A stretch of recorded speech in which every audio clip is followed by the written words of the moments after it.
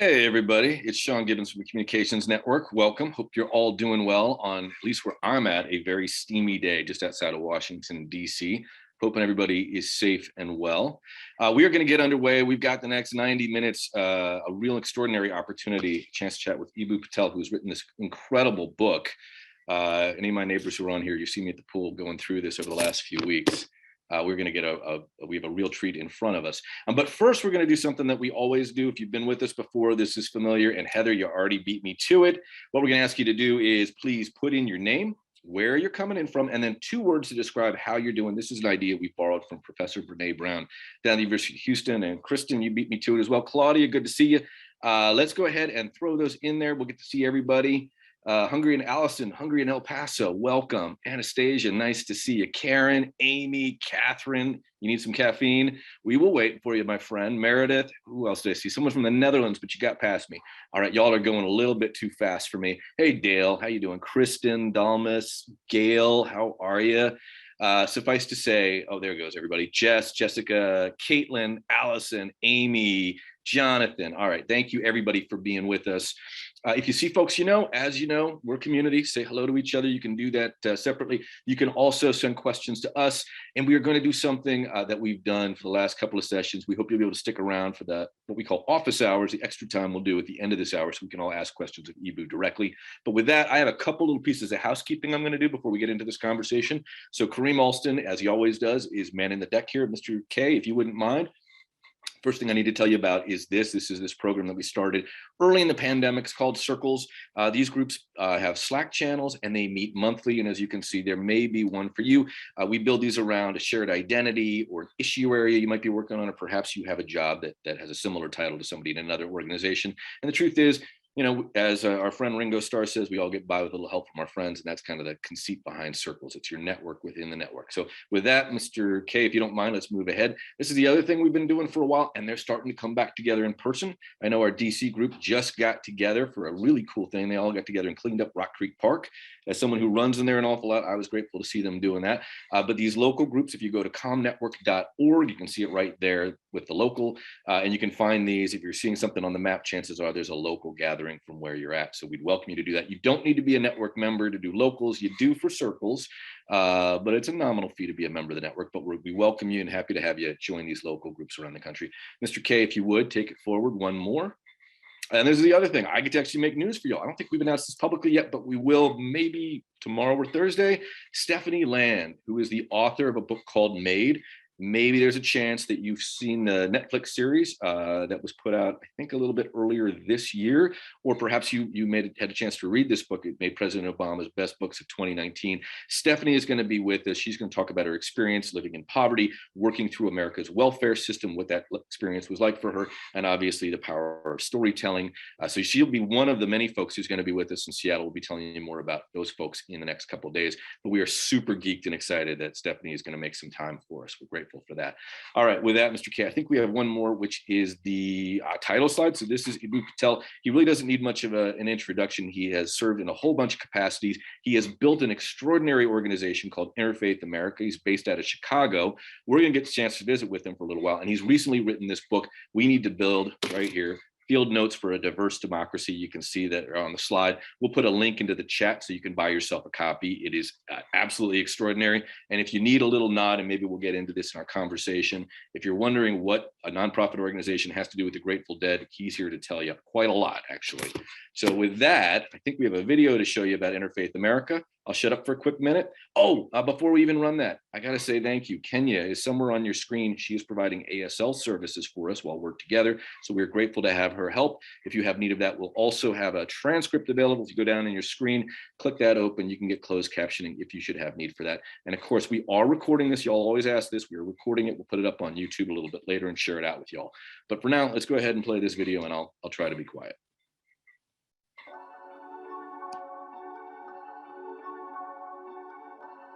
We have before us a momentous opportunity to create the world's first truly interfaith nation.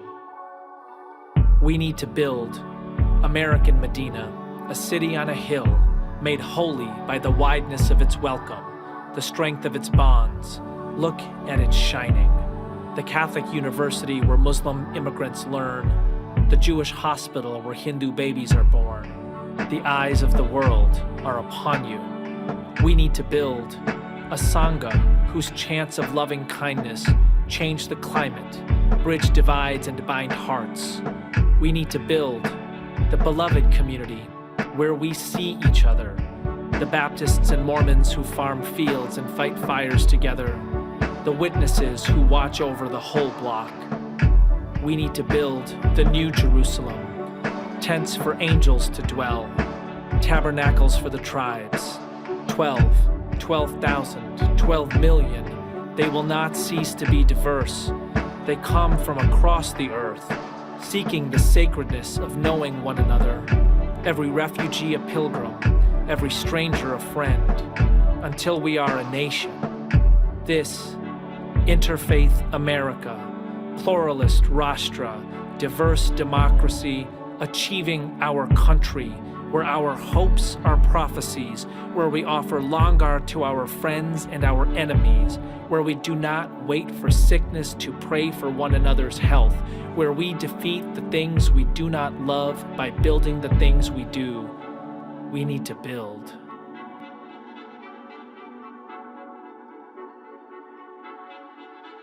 Well, Eboo, hey, thank you for joining us. I'm deeply grateful, and I'm super excited because I've had the chance to sort of sit with you. You've been to the pool with me, you've been to bed with me, you've been to a bunch of places while I've been reading this book. Hope that didn't sound too weird. But suffice to say, I want to start with a place that a lot of folks seem to find themselves right now, which is a lot of folks are experiencing, it seems, at least from my conversations, and in fact, there's a piece in The Intercept online today talking about the sort of relating stories of a number of advocacy or nonprofit organizations in the United States that are struggling internally right now. But the general feeling that seems to exist among a lot of folks I'm talking to is not despair, but rage, anger. I wonder if you could just talk a little bit about your own experience as a young man experiencing anger, thinking about America in a critical way, and how you've evolved. Yeah, thank you for that. So first of all, I'm enormously excited to be here. Can folks hear me, by the way? Good. Yeah. Okay, great. I think that first of all, Sean, you and your staff are just terrific. Just a really well-run operation and with a powerful mission. And that's the mission of this network, which is basically you are telling collectively, right? You are telling a story of social change, of how the world might be and how we might move closer to it. And I just think that is really important. I'm a big Game of Thrones fan, and let's remember at the end of Game of Thrones, the person who is invited to lead is the storyteller. It's Bran the Broken. He can't walk, but what he has done is collect the stories of everybody, and he's able to weave together a narrative that moves a diverse group of people forward. So that's what we do. Right? That's what we do. I think it's enormously important. There's a great insight by Andy Del Banco, who says, he's a professor at Columbia. He says, a culture is a story that connects a people's past to its present and gives hope for the future. So I want that to hang over everything we do here, right? Are you telling a story that connects a people's past to its present in a way that gives hope for the future? And that kind of dovetails into my story of rage and then my move out of it. So, I tell this in the book, and I grew up as a brown kid in the white western suburbs of Chicago, went to an excellent public school, part of an Ismaili Muslim immigrant family who was constantly talking about how fortunate we were. Fortunate to be in the United States, fortunate to be Ismaili Muslims, which is to say, to have the full truth of God's revelation and God's one true guide, which is the Ismaili Muslim belief system. Fortunate to be educated in a knowledge economy, right? So it's this constant story of good fortune, but there were parts in my life that I was experiencing which were dissonant with that, which was a certain amount of racism.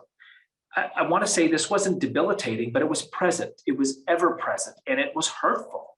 And it was things like, going trick or treating with my brother, were 9 and 10 years old and arriving at this woman's house, and the Campbell kids arrive at the same time. And this nice woman says, "Oh, are you boys all together?" And the Campbell kids look at my brother and me and say, "We're not with them." And it was like they turned up their noses like they had smelled sour milk. And my brother and I knew what had happened, but we didn't have language for it, right? Mm-hmm. It wasn't a part of any conversation, either in my house or in my school.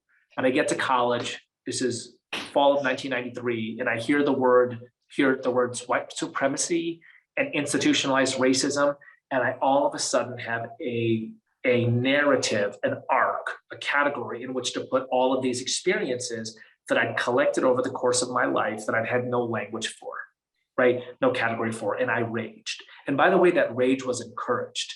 It was encouraged, right? I was initiated into social change by a set of strident social change activists. And like a lot of people who initiate people into social change, they thought that the only way to do this was to encourage the worst story possible, and to encourage people to see that and talk about that. And that's who I was for a couple of years, right? I would quote the Ani DeFranco line, every tool is a weapon if you hold it right. I would quote Frederick Douglass, power never conceives without a struggle, it never has and it never will. And I, in effect, entirely forgot about the equally and totally true story that my parents had told us my entire life, which is how fortunate we were. How fortunate it is to be book smart in a knowledge economy. How fortunate it is to go to an excellent school. How fortunate it is to be at a 4-year residential college. Only 1/3 of America has a college degree. Forget one from a selective college, right? So for some reason, my initiation into social change had effectively required me to single story myself. The only legitimate story to tell about myself was the worst story, the victim story. And to single story the world, I was constantly on the lookout for the worst things in the world, constantly. And there were times that it was laughable. I write about this both in my book and in the New York Times piece. But there was one moment, and this is really the fulcrum moment in my book, where I'm at this diversity conference, a conference on religious diversity, an interfaith conference. And I'd gone looking. This is at Stanford. I'd gone looking for the ghosts of Pauli Murray and Mahatma Gandhi and Malcolm X and Howard Thurman and Bayard Rustin and all these great faith-based social justice leaders, right? I was 22, 23 years old. And I, wound up there, and it was a bunch of older white senior theologians talking. And I did what I was good at doing. I stood up, I raised my fist, and I called them out, like literally from the floor of this event at Stanford University. And I said, where are the young people? Where's the social action? Where's the edginess, et cetera? Where's the true religious diversity? And after that, a woman came up to me. Her name was Yolande Trevino. And she said, boy, what you just said, it's powerful and it's interesting. We ought to have interfaith initiatives that bring together mostly young people, a genuine range of religious diversity that focus on social action. That's really powerful. You should build that. And that's a turning point in my life. Because honestly, like if I had to, kind of tell you my narrative of social change before that, it would be that my job is to tell you everything that you're doing wrong as self-righteously as possible, and then you will put it right. And by the way, I would do that that was my macro story of social change. If I yell at the world loudly and self-righteously enough, if I turn tools into weapons, right? I will dismantle systems and I will move us towards paradise. And if you think about that for a second, it's lunacy. Not only is it like unhealthy rage, but in what world do we think that if we dismantle systems, paradise like descends, right? Chaos happens, right? And the other part of it that as I think back, I just think to myself, like two things that I just think are, I kind of can't believe that I thought this way, but why was I convinced that a useful thing to do was to only tell the worst story possible. Why? I'd not been brought up in that household. I'd not been brought up with that culture, right? I'd been brought up with a very different ethos. And my initiation into social change was your job is to tell the worst story ever. And it's not a true story. Obama says to the graduates of Howard University in 2016, he says, a lot of things need to change. But honestly, if you had to choose one time and place to be born in the course of human civilization, it would be here and now. And so if you compare America or your condition to heaven, you're a million miles away. But if you compare your condition to the way other people, the other 7 billion people on Earth live, half of whom, by the way, live on less than $6 a day, right? So think about what your latte costs today. That's the amount of money half the people in the world live on. It helps give perspective. And by the way, why would we erase half the world? Why would we say, oh, those people don't count, as I think about my own condition, The other thing that I just think, I look back at, I'm like, how was I convinced that this is wrong? Is I had no responsibility, right? The only responsibility I had was telling you what you were doing wrong. And it's as if, the Frederick Douglass line, power never conceives without a struggle. It never has, it never will. What happens when you win? What happens when somebody says, you should build that? And by the way, I'm not in a Saudi or Iranian or Chinese prison. I have every opportunity to start a nonprofit. And so when Yolan said that, honestly, it was a gut check. It was like, wait a second. Like, I'm running around telling all these other people what they should do as if it's easy, as if they're idiots and they couldn't see a tree if they were staring at a forest. Can I do it? Right? Like, is the hard part telling other people what they're doing wrong? Is the hard part building the right thing? And that's a major theme of the book. Defeat the things you do not love by building the things you do. That's the positive way of putting it. The more challenging way of putting it is, hey, be really careful ripping the pilot out of the cockpit if you don't know how to fly the plane. What made you have that revelation beyond the question? What helped you sort of come to the conclusion that the anger was not constructive?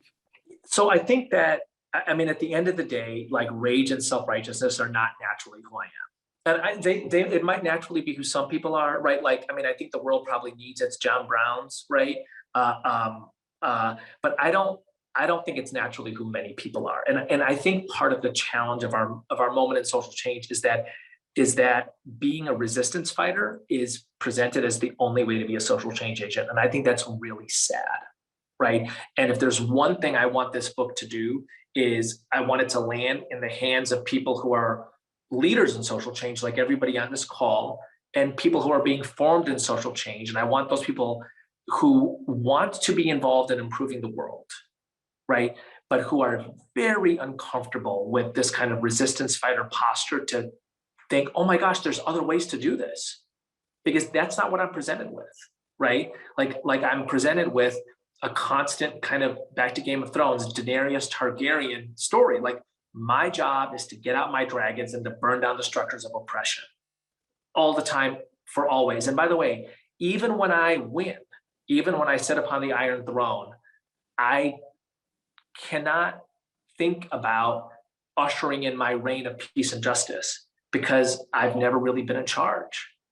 I've only ever burned things down, right? So I would really like this book to be an invitation to folks who have a different posture internally and want to find kind of language or categories or an archetype to connect with, right? And the other thing is, do we really believe, like, as far as what our job is, which is to improve the world, do we really believe that the best preparation for running a school is raging against the school system? Like, you need to have people who run schools, right? And the people who have to run school, you need a lot of them in a society, a lot of them. And this notion of dismantle systems and institutions. I mean, where did you learn how to swim? Where did you learn algebra? Where did you read Langston Hughes? Right?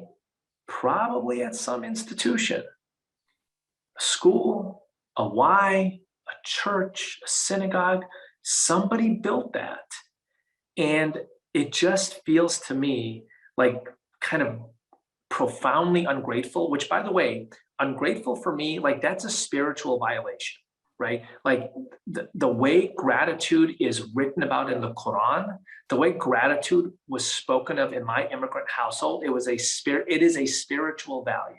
To be ungrateful to the people who have gone before, who have built the things that I benefit from, right? From the BRILY to Glenbard South High School. Like my parents, both of them have master's degrees, highly educated. They call my high school teachers by their last names when they see them on the street. That is the regard for which they hold educational leaders and people who played a positive role in my life. Part of what I'm communicating is that my tradition has content. I come from an immigrant tradition. I come from Indian heritage. I come from an Ismaili Muslim faith. It has content and it teaches ways of approaching the world. And in general, those ways are build things, be reverential, be grateful, make connections. Don't constantly look for oppressions and opponents, constantly look for contributions and connections, right? And part of what is strange about our moment in social change right now is people want me to talk about how oppressed I feel as a brown guy or as a Muslim, but they don't want me to talk about the content of those traditions and the fact that I think what they mainly do is position me as a contributor, as a builder, not a critic. One of the things we've been talking about, and you and I had a chance to chat about this before we got on here last week, or whenever we chatted, was John Powell joined us. I know you're a big fan of his work. He joined us last year at our conference, and one of the reasons we invited him is I certainly believe, I think a lot of our colleagues do, that communication moves at the speed of trust. If you want to enable someone to hear you, you first have to have the conditions of trust, right? And maybe even just disarming everybody. People can't, it's hard to listen when you're angry. But establishing a level of trust means that not only are communicators storytellers, but to my way of thinking, they're also community builders because we listen to the people that we're in community with. That was something John talked about quite a lot. I wonder if, I know you're a fan of his work, if there's anything that you've taken away from John that you think is especially important or that really sits with you around this idea of building, of being constructive, and the power and importance of community. Yeah, thank you for that. So John and I are close. You know, he's a friend, he's a mentor. I was just a fellow at his Othering and Belonging Institute, so we've interacted a lot this year, mostly virtually, but we're close. And there's a number of things that John says that I think are very powerful. One is, you don't have to bridge, but where you stop bridging, you stop growing, right? Diversity is not just the differences you like. That's my line, not John's, but they dovetail, right? Diversity is not just the differences you like. And a diverse democracy is a place where people who have identities and interpretations very different than yours have the same rights that you do. And the goal should be to recognize that we are going to disagree on some fundamental things and we ought to work together on other fundamental things, right? That's the only way to have a diverse democracy go. And there have to be a set of people in our society who are committed to that, who are committed to building bridges. Look, from Frank Fukuyama to Pete Buttigieg, they highlight that trust is the single most important ethic for a diverse democracy, right? And we have just seen the costs of eroding social trust with the vaccine. Mm-hmm. Ezra Klein wrote a great column about this, but it was probably the easiest to read, best piece that came after a mound of evidence. This is about 2 months ago. You just Google it, Ezra Klein social trust. But basically, what hinders the American vaccination effort is not the development of vaccines. We're brilliant at that. Not even it's an extraordinary story that we somehow have missed, right? not the distribution of vaccines, right? Like we get them out over a 6-month period of time to virtually everybody. It's the absence of social trust in government and the medical establishment across a variety of populations, So one of the, because I'm kind of a center left guy, I'm an Obama progressive, I pay a lot of attention to ways that communities of color have well-earned distrust, so to speak. I understand that, Tuskegee, et cetera, right? But here's something I want to also highlight, because I live in a diverse democracy. I live with people who have a right to their identity, and people who I don't understand very well, but I need to, right? So on the question of social trust, imagine if you lived in West Virginia or Pennsylvania and Purdue Pharma pushed opioids into your community for 20 years with an FDA label that approved of them. And it destroyed where you came from. How much social trust would you have in the medical establishment? And honestly, in my world, in Whole Foods America, I did not hear that story very much. I heard about the crazy white rural evangelicals who didn't like the vaccine. And I heard about, for no good reason except their conspiracy theories. And I heard about communities of color who might have been hesitant for all kinds of good reasons, right? So I don't want to play that game anymore. I want to play the game of saying, we're a single community. We're a potluck nation. We are Interfaith America. We are the world's first attempt at multi-ethnic, multiracial, multi-religious, diverse democracy.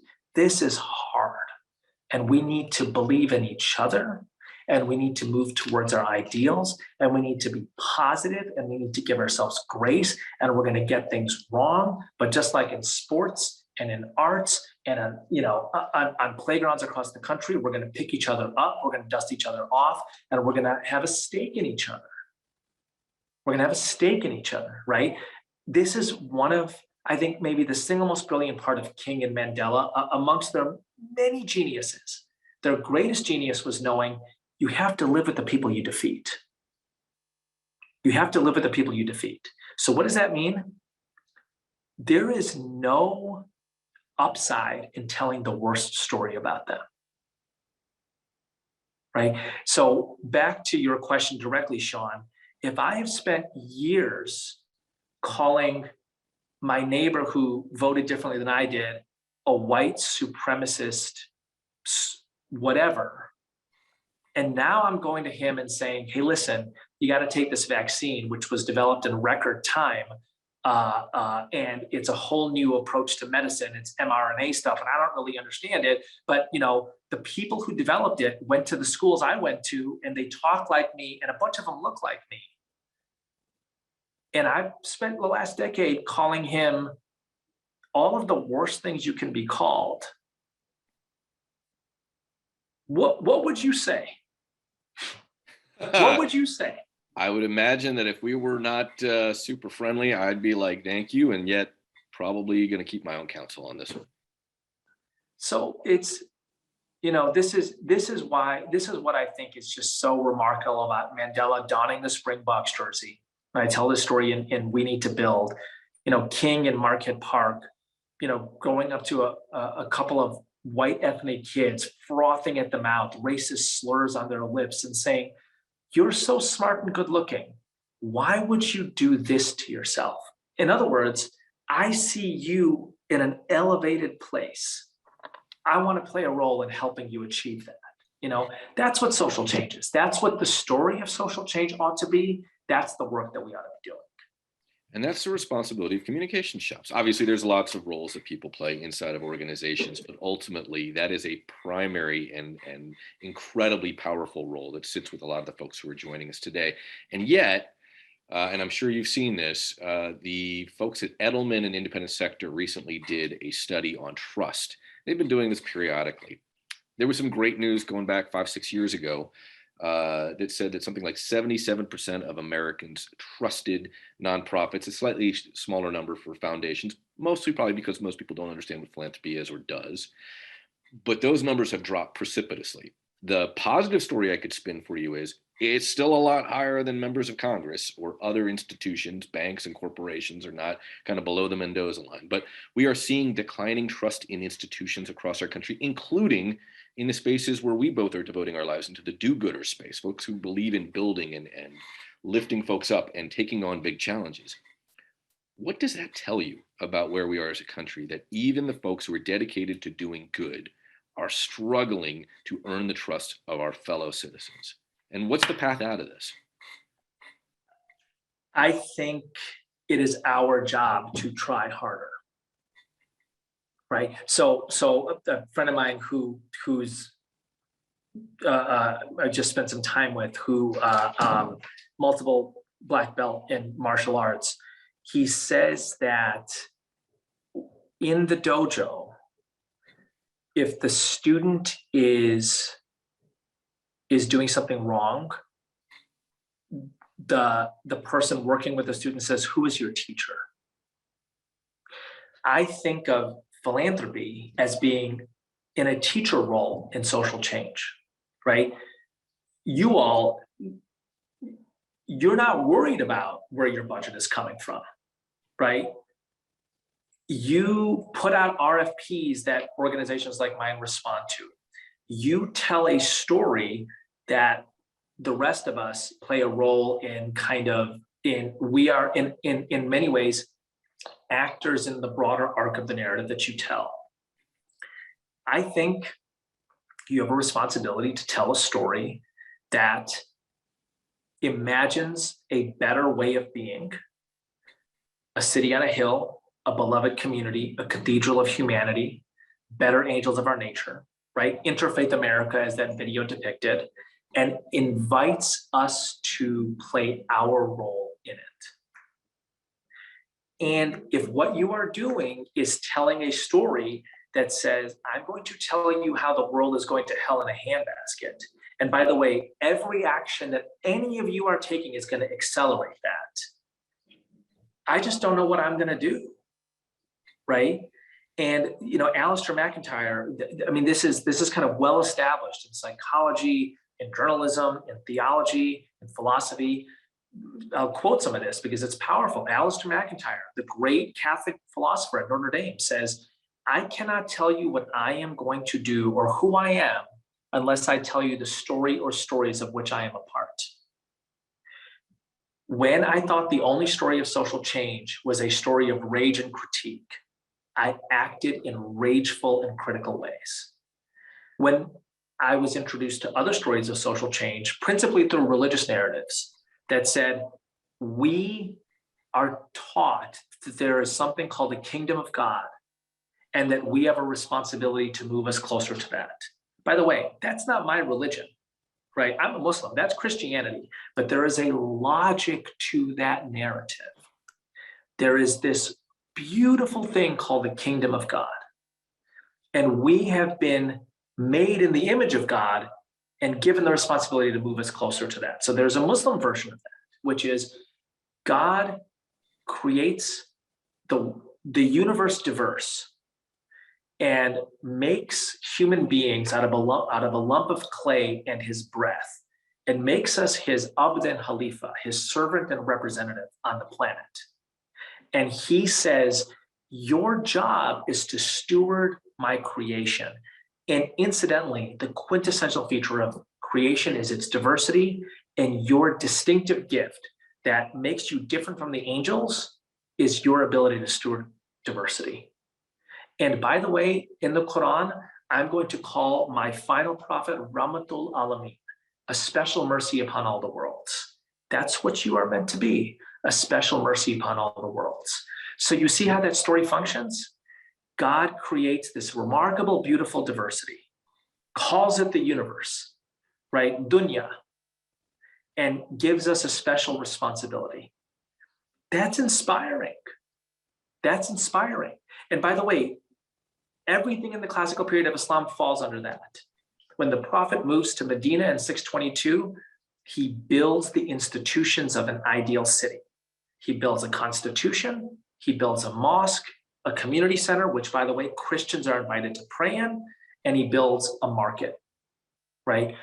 That's the work we do in social change. What is the ideal, and what are the institutions that we need to build to move towards the ideal? I think we're in a remarkable moment, right?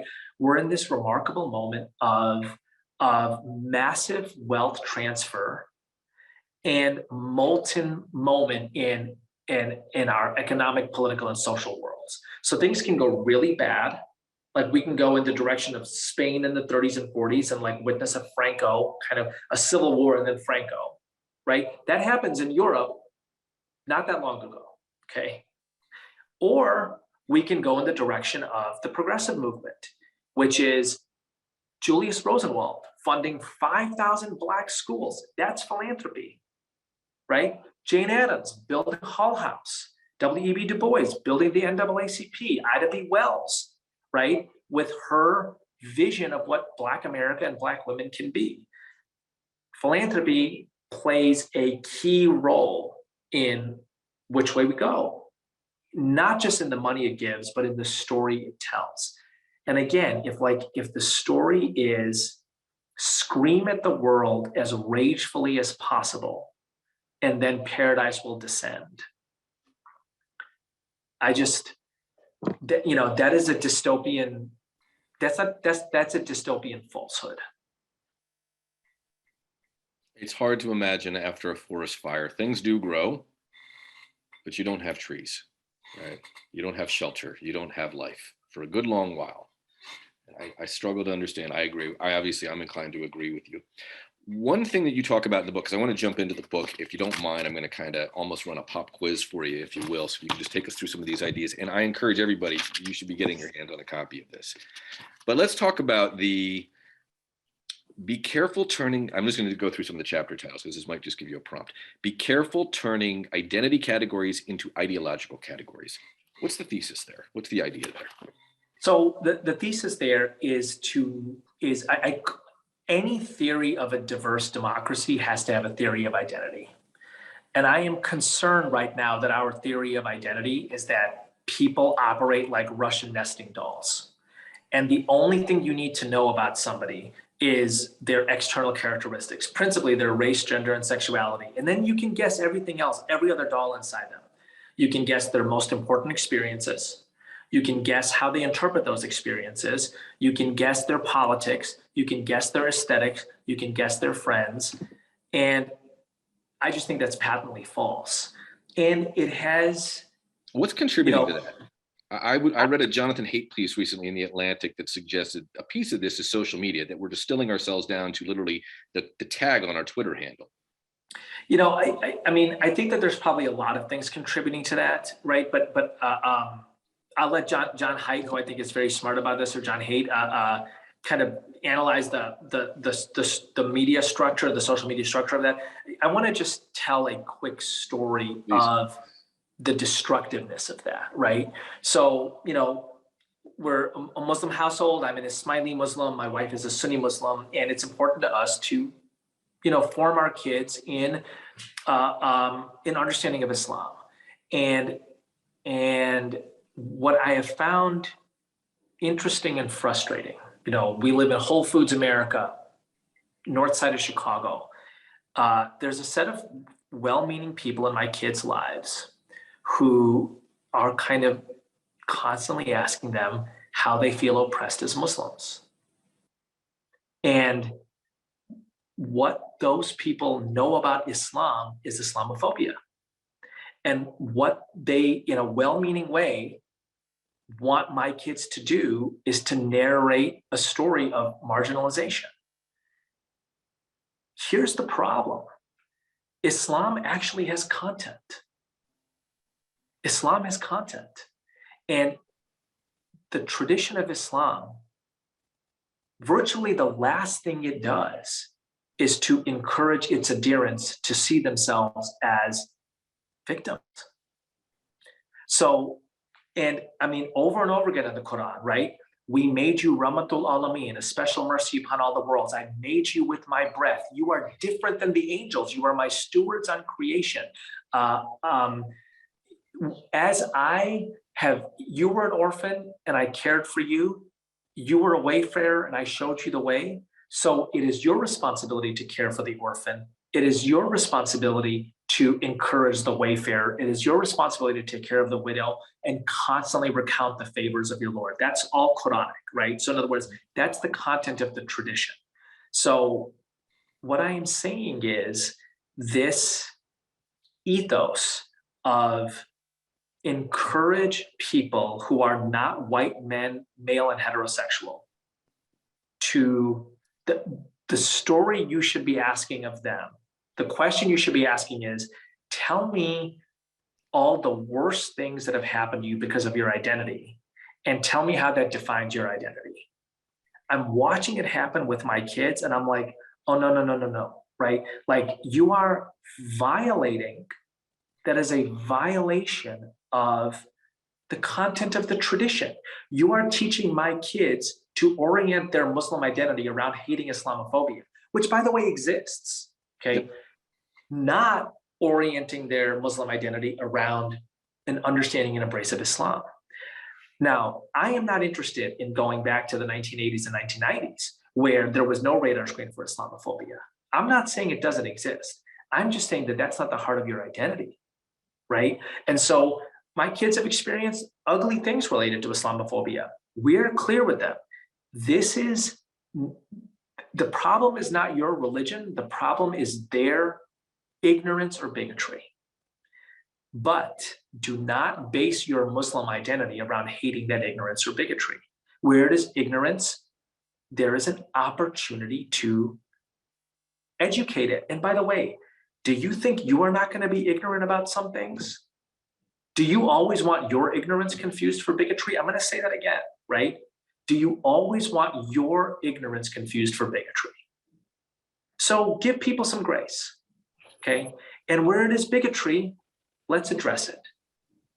Let's address it and not assume that the bigotry is always, I mean, we're talking about 10-year-old kids, right? Like these people are not dyed-in-the-wool bigots. They are saying and doing things that are wrong. We should address that. We should be clear with our kids. This is not your fault. This is not your problem, right? And we're going to make the world a better place. And we're going to try to be better people ourselves, right? And so the center of your question is to not confuse identity categories with ideological categories. Let's not play the game of assigning our favored politics to our preferred identity groups. Right? First of all, it's false, right? Like it turns out that Black people have complicated views of the police. Across the board, women have complicated views of abortion, right? So the data shows that it's false, or that it's much more complicated than ideological logics would have it be. Let's tell that complicated story. Incidentally, it's a lot more liberating for people to not feel as if their identity category is entirely deterministic of everything else important in their lives. Totally agree. I'm going to give you a couple more because I'm just trying to be mindful of time, and I do hope everybody will stick around. So we are going to take questions, but we're going to do that on the back, and we're going to give ourselves half an hour to do that. Consider constructive engagement before you cancel. This is chapter 17. Constructive engagement before you cancel.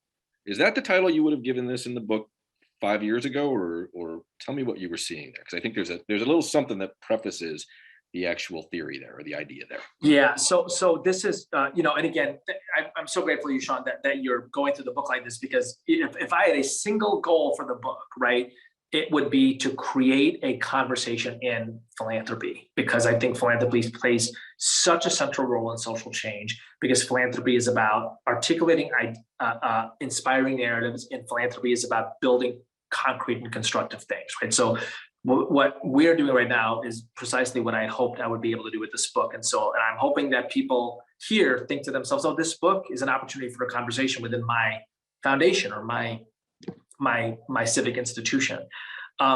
So that chapter is about the recent governor of Virginia, the recent moderate Democrat governor. His name is escaping me right now. Ralph Northam. I'm a Virginia, so I remember these. Yep. Ralph Northam. So he had an incident where in the early 1980s, there was some question about whether he had appeared in a yearbook in blackface, right? Super offensive stuff, super offensive then, super offensive now.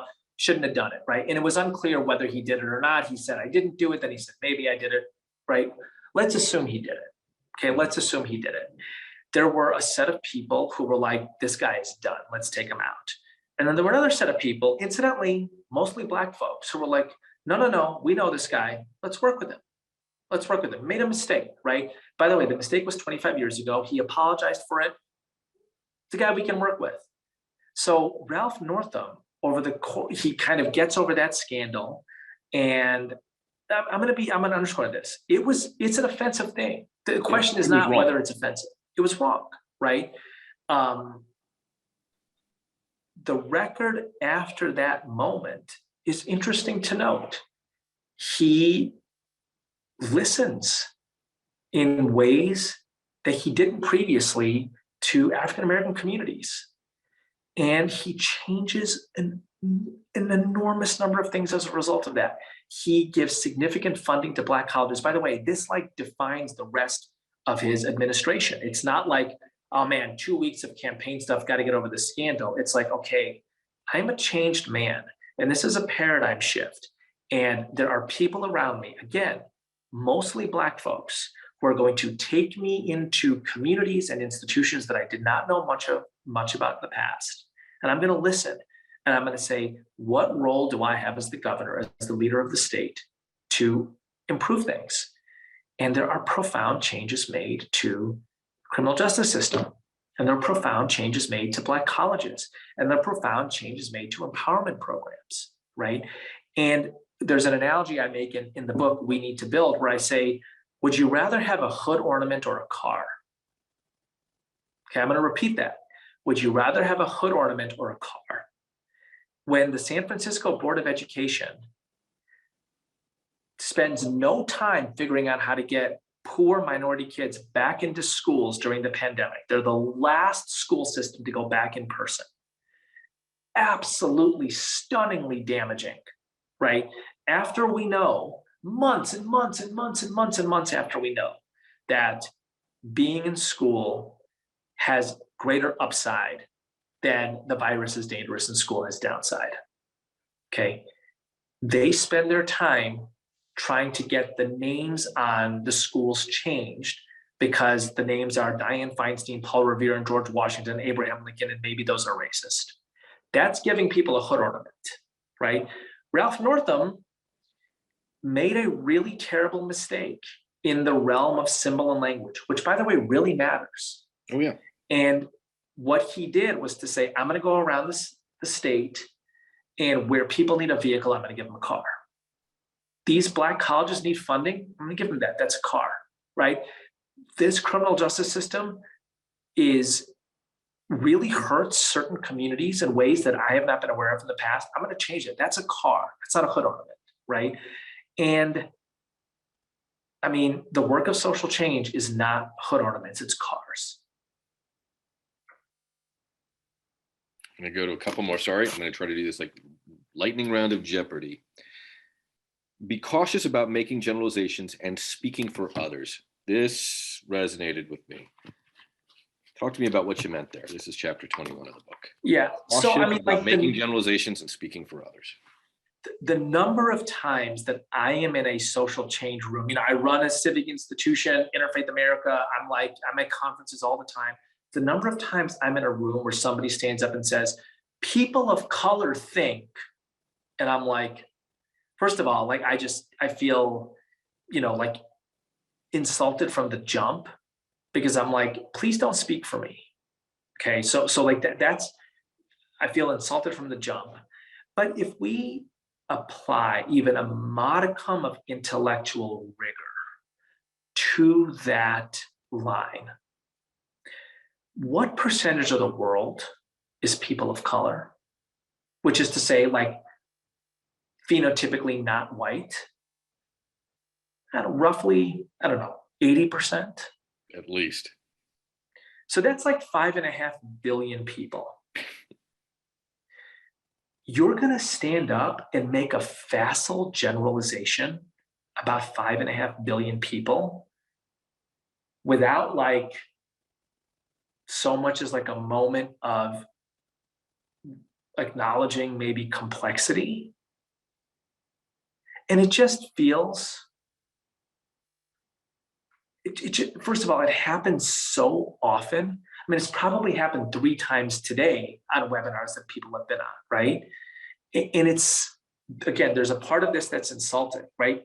Don't speak for me, and probably don't speak for the other 5.49 billion people in the world that you just put into a single category and you wrapped in your preferred politics, right? The other thing is, Italians weren't white 60 or 70 years ago. No Irish need apply. 1850s. I mean, and so if we think that race and ethnicity is not hyper fluid and interestingly complicated, and wouldn't we want to tell a complicated story about this rather than a simple story that's, by the way, false to the point of maybe being a lie? Right. So I'll give you like my favorite recent example of this. So I'm watching the Apple TV series Pachinko, which is the story of Koreans and Japanese. And are you liking it? Is this something you're recommending to folks? I mean, I think it's great. I think it's great. It's a world I knew nothing about, and I like learning things, right? Japan colonizes Korea in 1910, and a set of Koreans move to Japan and live under like very discriminatory conditions. Okay, and it's kind of a story that's told within this environment. And one of the things that they do in the Apple TV series that is not in the novel that the series is based on is they change one of the characters from Japanese to white. And in the New York Times review, it notes that they did that in order to match the cultural sensibilities of the time. I'm like, but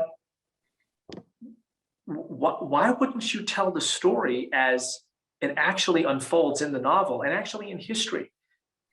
Do you think that like only white people can colonize people? Right? Do you think that Islam, my religion, only spreads by songbirds and Sufi poems? Do you think that like the whole world is not like this remarkably interesting and complicated place in which there's all kinds of fascinating tensions and conflicts between all kinds of people? And shouldn't we seek to learn more about that instead of like having a preconceived notion that these people are bad and colonizers to the point where we will like superimpose that figure in historical and novelistic context in which that figure didn't previously exist? It just feels like, why are we doing this? Why are we doing this? There is enough truth to white supremacy and racism to make it important perspectives. Everything that I thought about white supremacy and racism in college is true. It's just that I had erased everything else in my life, right? And everything else about the world. So I'll give you an interesting fact. Who do you think is the highest income ethnic group in the United States? The highest income ethnic group in the United States. I'm sure Irish Americans, Slovenian Americans, Polish Americans, Russian Americans. That's what I mean by ethnic group. Someone just Claudia put into the chat, Asian Americans. Indian Americans. 5 of the 10 highest earning ethnic groups in America are Asian American, are people of color. 10 of the top 20. So those are interesting facts that ought to complicate our paradigm around white supremacy. This isn't to say white supremacy doesn't exist, right? I hate this binary of for CRT against CRT. I think that's just stupid, right? White supremacy exists. An interesting question is, how powerful is it? So if we say that the incomes of some people are affected by the scourge of white supremacy, absolutely true. Okay, the bottom of the income ladder, concentrated communities of color, right? But at the top of the income ladder are also a concentration of communities of color. So I don't think that that is a determination on the existence of white supremacy. I think that that forces what we should be doing all the time, an inquiry. We should make an inquiry. Given that white supremacy exists and is ugly and is powerful, what role does it play amidst the other social forces that exist? So for example, the social force of what does it mean to be book smart in a knowledge economy? What does it mean to have your parents or grandparents be admitted to this country as part of the 1965 Immigration Act only if they had higher education, were going on to higher education, right as a time when the industrial economy was tanking and the knowledge economy was taking off? That privileges, I use the term deliberately, a whole set of people. So I grow up experiencing racism. I also grew up with the single most important identity for success in the 21st century, which is an elite education. Right? And again, this is the spirit of inquiry. We make inquiries with each other. That is a way to build trust, right? My image of America is of a potluck nation. We are a potluck nation. What's a potluck? It is a space that welcomes the diversity of contributions of a community and that nurtures positive connections between them and that creates a sense of stake and common stake in the common space. Without a clean kitchen, without a safe space, people can't gather. There's no potluck. We all have a stake in that. And if we require everybody to bring the same dish, it's boring. And if we have a melting machine outside the house that melts everybody's interesting dish into the same bland goo, it's terrible, right? We are a potluck nation. Incidentally, I get this in part from Fannie Lou Hamer, who says America at its best is a welcome table outside of a Baptist church. Bring your gift, right?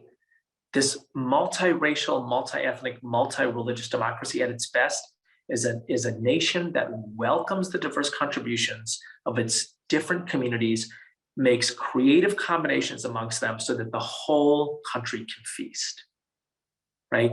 That's I think, in we'll end as we go into the Q&A session. You tell an inspiring story in which people say, I want to play a role in helping the nation achieve that ideal. I feel some responsibility to that. I will bring my contribution to the table, and I will play a role in welcoming other people's contributions, right? I think that's what the work of social change is. That's what the work of social change is. And if we say,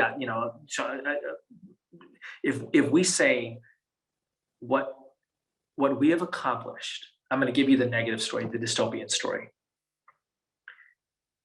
Our work in the early part of the 21st century in social change was to tell a story that concretized the helplessness of our most marginalized populations. We consistently told a story that they were helpless and lacked agency. And we told a story that said, we live in such a dark era that the best thing to do is to just plunge deeper into the darkness and tell each other stories of the darkness. I'm not sure I'm not sure we would have accomplished what we wanted to, right? If we tell the story of a city on a hill, a beloved community, a cathedral of humanity, and say we have a responsibility to build this, and we get closer, that's the work that we want to do.